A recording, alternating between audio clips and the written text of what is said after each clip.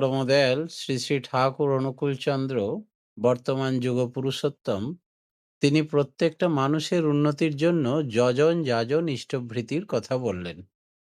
যজন মানে হচ্ছে তার আদেশ নির্দেশ অনুশাসনবাদ মেনে চলা। এটা প্রত্যেকটা মানুষ ডিসিপ্লিন লাইট লিভ করতে গেলেই এটা প্রয়োজন আছে। কিন্তু যাজন কেন?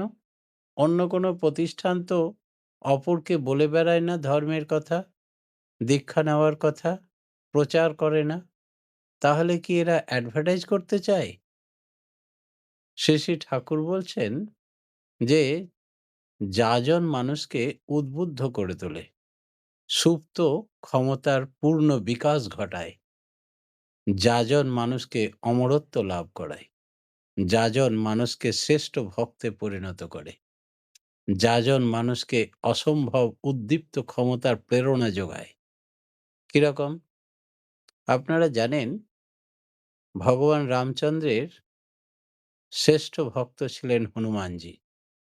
আর এই হনুমানজি সাধারণ মানুষের মতো ছিলেন। প্রথম জীবনে যখন রামচন্দ্রের সঙ্গে প্রথম সাক্ষাৎকার হলো, যখন তার অনুশাসনবাদ তিনি মেনে নিলেন, মনে মনে গুরুরূপে বরণ করলেন, তারপরে গুরুর সমস্যা হচ্ছে সীতা উদ্ধার। সমস্ত বানর সেনার সঙ্গে সমুদ্রের ধারে বসে কয়েকদিন ধরে ভাবছেন, এত বড় সমুদ্র কি করে পার হবেন? তখন তার যাজক হচ্ছে তাকে এসে উদ্বুদ্ধ করছেন যে, হনুমান, তুমি সাধারণ নও, তুমি স্মরণ করো, তুমি পবন পুত্র, তোমার গতিবেগ পবনের মতো, এবং তুমি জাম্যবান আরো বোঝালেন যে শিশুকালে তুমি উদীয়মান সূর্যকে পাকা ফল হিসাবে ভক্ষণ করতে গিয়েছিলে এবং মুখ পুড়ে গেছিল। দেবতালোক এই দেখে বিস্মিত হয়েছিল। তোমার ক্ষমতাকে সীমিত করে দেওয়া হয়েছিল যে যেন ক্ষতিকারক কিছু না করে। তাই তুমি সীমিত হয়ে আছো। তুমি যখন ইষ্টার্থে তোমার প্রাণ বিসর্জন দিতে চাও, ইষ্টের কাজে জীবন পণ করতে চাও, তখন তুমি সেই ক্ষমতার অধিকারী। তাই জয় শ্রীরাম বলে তুমি জেগে ওঠো, তোমার সেই ভীম চেহারা জাগ্রত করো। জাগ্রত হলেন তিনি জয় শ্রীরাম বলে, আর দেখলেন ওই ক্ষুদ্র শরীর থেকে বিরাট আকার ধারণ করলেন। তারপরে তিনি আবার জয় শ্রীরাম বলে পবনের বেগে ছুটে ওই মহাসমুদ্র পাড়ি দিয়ে লঙ্কায় পৌঁছালেন। সেখানে পৌঁছানে অশোক কাননে লণ্ডভণ্ড করে সীতা মায়ের কাছে পৌঁছালেন।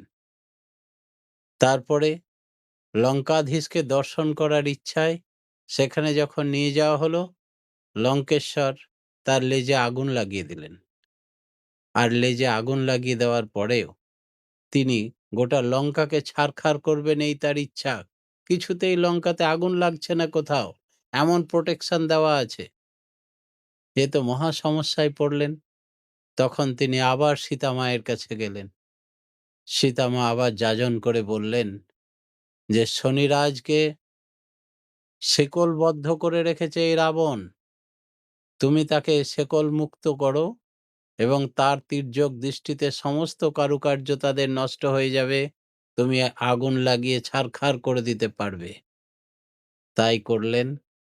যখন শনিরাজকে শেকল থেকে মুক্তি করলেন, এবং গ্রহরাজ শনি তার তির্যক দৃষ্টি দিয়ে তাদের সমস্ত ক্ষমতা নষ্ট করে দিলেন, এবং দাউ দাউ করে আগুন জ্বলে উঠল সমগ্র লঙ্কাপুরীতে। ছারখার হয়ে গেল লঙ্কাপুরী। প্রত্যেকটা ক্ষেত্রে যাজন মানুষকে ক্ষমতা বাড়িয়ে দেয়। আর এই যাজনের ফলে তিনি 4 যুগে অমর হয়ে আছেন। এই যাজনই তাকে বীর শ্রেষ্ঠ, ক্ষমতা শ্রেষ্ঠ, ভক্ত শ্রেষ্ঠ করে তুলেছেন। যাজনের কি ক্ষমতা, তার উদাহরণ হচ্ছে হনুমানজি। আজ বর্তমান আচার্যদেব একথাই আমাদের বলেন, প্রত্যেকটা সৎসঙ্গীকে এই শিক্ষাই দান করেন। যজন যাজন ইষ্টভৃতি নিয়মিত পরিপালন করলে তার জীবনে আর কোনো ক্ষয়ক্ষতি হতে পারে না। মানুষের অসম্ভব সম্ভব করার ক্ষমতা এসে যায়। অন্তর্নিহিত ক্ষমতার পূর্ণ বিকাশ সম্ভব হয়। তাই আমরা নিয়ত আচার্য সঙ্গ করি, তার মুখ থেকে এই বাণী শুনি এবং উদ্বুদ্ধ হই, অনুপ্রাণিত হই। প্রত্যেকটা মানুষের মনুষ্যত্বের পূর্ণ বিকাশ সম্ভব হয়। জয় গুরু।